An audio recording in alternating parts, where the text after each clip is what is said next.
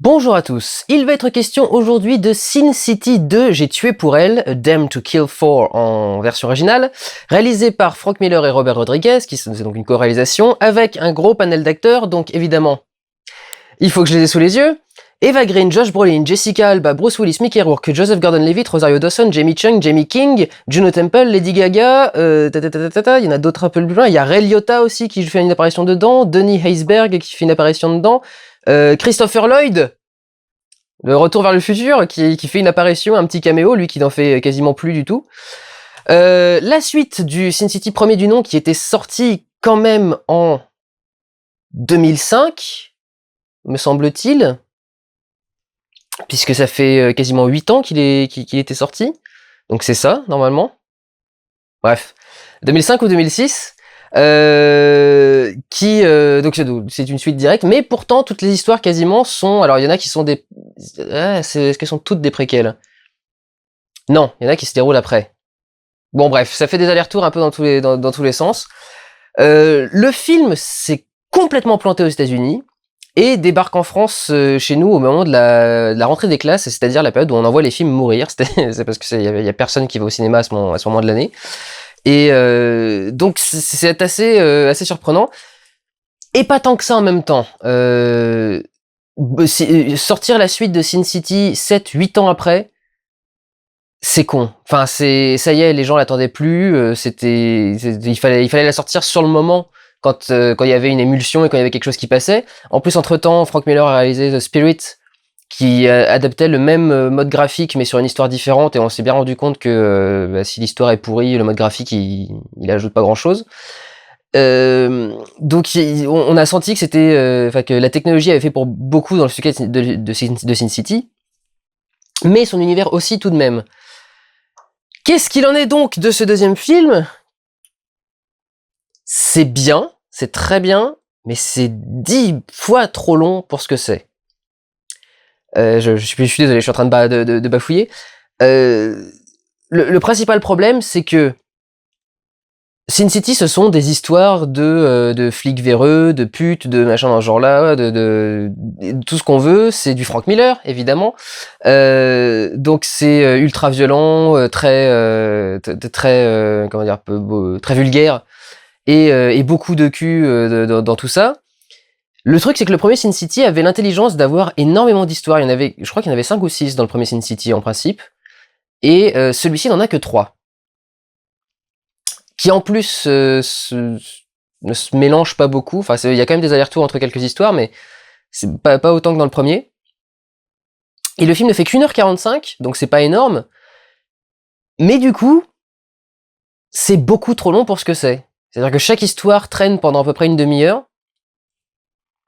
sans compter quelques petits passages un peu à côté, une petite introduction, etc., sur laquelle je reviendrai dans quelques secondes. Mais on reste trop longtemps pour des histoires aussi simples que ça, parce que je veux dire, c'est quand même que d'énormes clichés dans Sin City. C'est le cliché de l'histoire avec une femme fatale qui fait tourner la tête d'un flic ou d'un criminel quelconque. C'est le petit caïd qui a une envie de reconnaissance dans le milieu. Enfin, c'est voilà, beaucoup de choses comme ça. Et c'est vrai que du coup, y a pas de quoi les faire durer aussi longtemps et les étirer aussi longtemps, ces histoires-là, en fait. Et c'est emmerdant parce que c'est quand même un film d'action. Donc un film d'action devant lequel on se fait chier, c'est quand même bizarre. Et enfin, on se fait chier. Non, mais c'est longuet, quoi. C'est vraiment longuet. Je sais que quand les 2 dernières histoires ont commencé à se résoudre les unes après les autres, j'ai vu l'avant-dernière approcher de la fin. Et je me suis dit, bon, on en a encore une autre après ça. Ça me saoule, là, j'aurais envie de partir. Vraiment, ouais, bon. Un peu emmerdant. Alors, du coup, j'ai pris quelques notes, évidemment. Donc, le film raconte 3 histoires. Il raconte l'histoire de Johnny, donc un espèce de petit jeune joué par Joseph Gordon-Levitt, qui cherche des noix au gouverneur Rourke, qu'on avait déjà vu dans le film d'avant, qui a assassiné le personnage de Bruce Willis dans le film d'avant, Hartigan, qui s'appelait. D'ailleurs, Bruce Willis revient dans le film, il est là 10 secondes, hein, vraiment. Il est là pendant 10 secondes et 6 plans. Ça ne servait pas à grand chose de venir ici. Enfin, lui, ça lui a servi à avoir son gros chèque, mais pour nous, ça ne sert pas à grand chose. Il y a une histoire entre Dwight McCarthy et donc une espèce de femme fatale jouée par Eva Green qui s'appelle Ava Lord. J'y reviens. Et l'histoire de Nancy Callahan, qui donc était protégée par Artigan, et que Artigan est mort pour la protéger, et donc du coup, elle veut se venger par la suite. Le film commence avec une ouverture beaucoup trop rapide, pour le coup. Vraiment, un montage épileptique, récit beaucoup trop enchaîné, etc.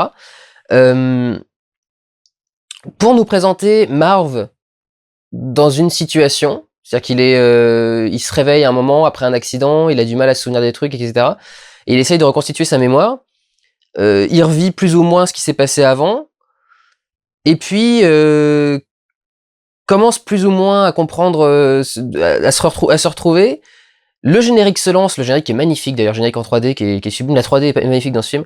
Le générique se lance, et on ne revient jamais sur cette histoire de Marv. Il se réveille quand même en disant « je ne sais plus ce qui s'est passé, je suis amnésique ».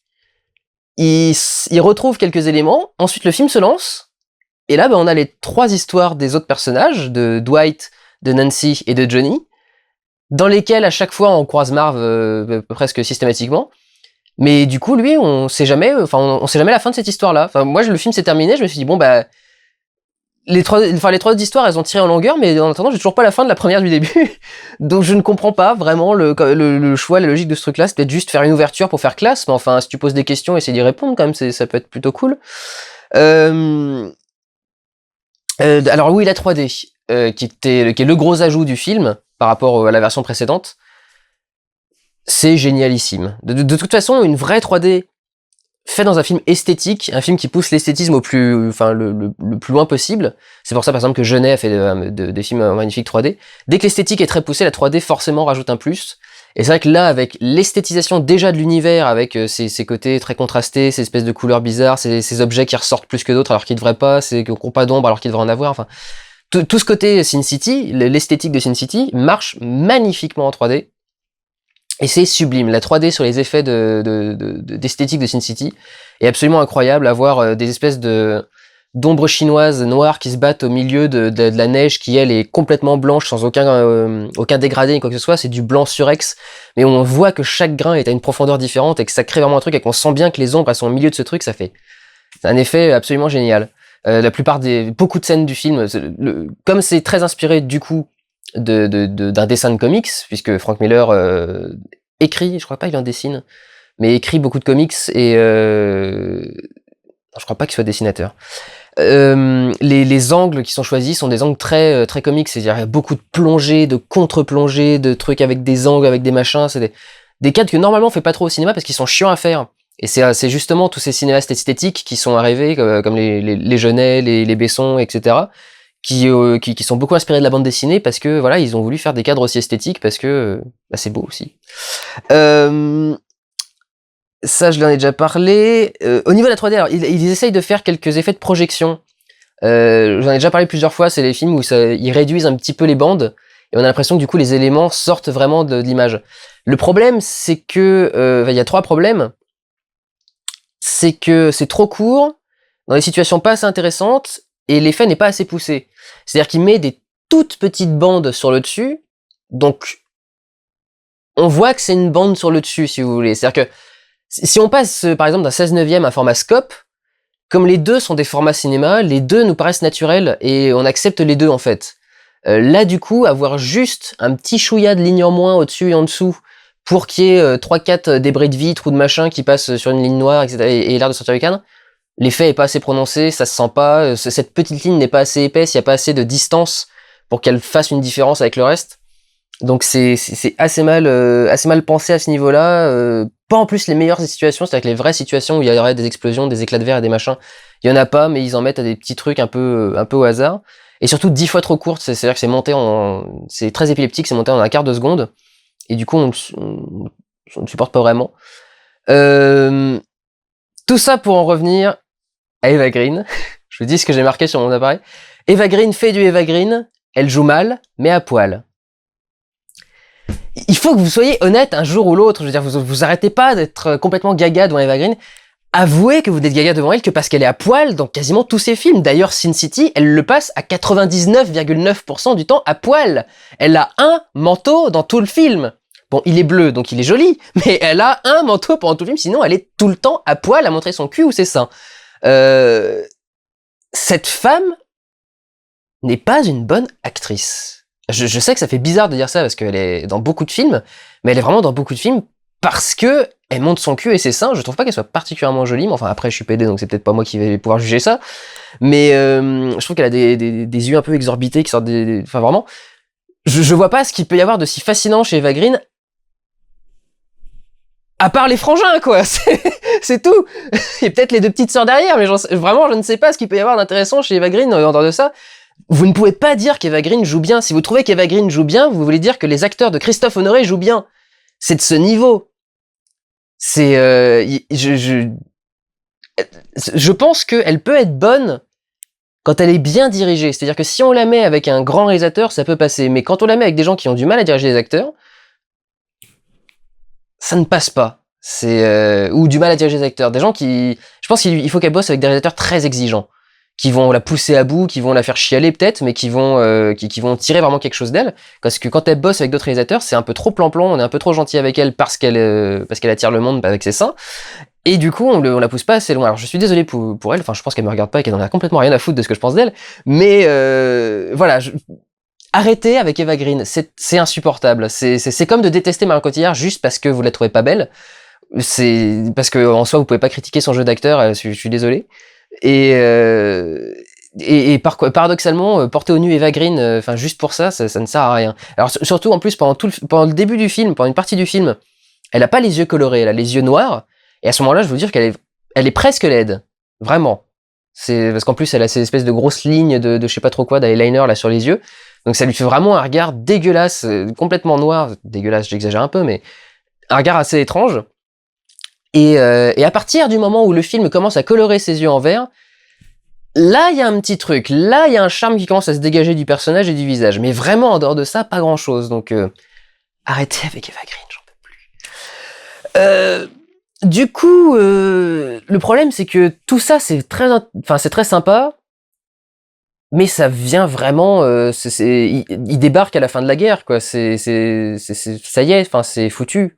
Les gens n'avaient plus envie de voir Sin City. D'ailleurs, les gens ne sont pas allés voir Sin City. Enfin, les gens